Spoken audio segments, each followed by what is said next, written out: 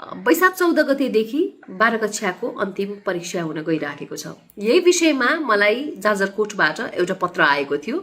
त्यो पत्र चाहिँ मलाई श्री त्रिभुवन माध्यमिक विद्यालयबाट आएको थियो। त्यहाँ के समस्या भयो भन्दाखेरि पहिला त्यहाँका विद्यार्थीहरूले विद्यालयमै नै परीक्षा दिने गरेका थिए। त्यसपछि पछिल्लो 5 वर्षदेखि चाहिँ तपाईको सदरमुकामभित्रै रहेको भेरी ज्ञानोदय क्याम्पसमा तोकिँदै आएको थियो परीक्षाको सेन्टर। 2083 साल वैशाखमा चाहिँ अब अस्ति भर्खरै यो एक्जामको लागि चाहिँ उहाँहरूको परीक्षा केन्द्र चाहिँ खलङ्गा सदरमुकामबाट पनि करिब 30 किलोमिटर टाढा रहेको श्री दिपेन्द्र माध्यमिक विद्यालय कालाबुरामा तोकिएको छ।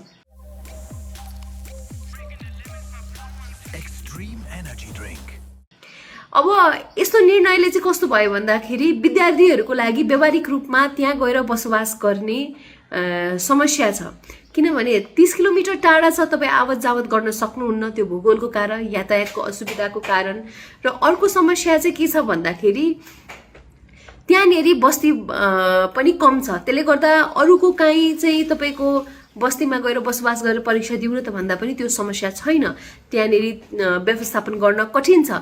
त्यसले गर्दाखेरि यो समस्या भनेको जाजरकोट विद्यालयको मात्रै होइन, यो एउटा विद्यालयको मात्रै होइन, नेपालका दुर्गम क्षेत्रका धेरै परीक्षा केन्द्रहरू चाहिँ एकदमै टाढा टाढा तोकिएको छ। यो विषयलाई लिएर मैले 2082 साल चैत्र 23 गते शिक्षा मन्त्रालयमा यसको मैले चाहिँ दर्ता पनि गराएँ र माननीय मन्त्रीज्यू सस्मित पोखरेलज्यूसँग भेटघाट गरेर यो विषयमा जानकारी दिएपछि उहाँले यो सम्बोधन गर्ने पनि भन्नुभयो। सचिवज्यूसँग पनि म निरन्तर यस विषयमा फलोअप पनि गरिराखेको छु। तर अब एक्जाम आउने समय भइसक्दाखेरि पनि यसमा निर्णय हुन नसकेको भएको भएर चाहिँ त्यहाँबाट फेरि पनि मलाई विद्यालयहरूबाट, विद्यार्थीहरूबाट, व्यवस्थापन समितिबाट, परिवारजनबाट निरन्तर मलाई फलोअप गरिराख्नु भएको छ के हुन्छ भनेर। किनभने उहाँहरूले यो पटकको यो परीक्षा स्थलमा जान असम्भव हो, विद्यार्थीहरूको एक्जाम छुट्ने भयो भन्ने कुरा गरिराख्नु भएको छ।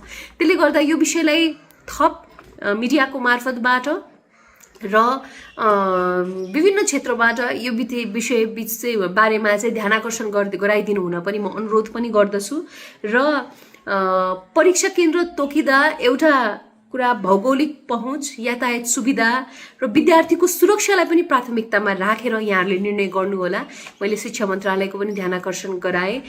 यस विषयमा चाँडै सम्बोधन गरेर जाजरकोटको यो एउटा विद्यालय त मैले नमुनाको रूपमा मात्र प्रस्तुत गरेँ, देशैभरि यो समस्या छ, यो विषयलाई चाँडै सम्बोधन गरिदिनु हुन म चाहिँ सम्पूर्ण निकायहरूलाई निवेदन गर्न चाहन्छु। जय राष्ट्रवाद, जय देश।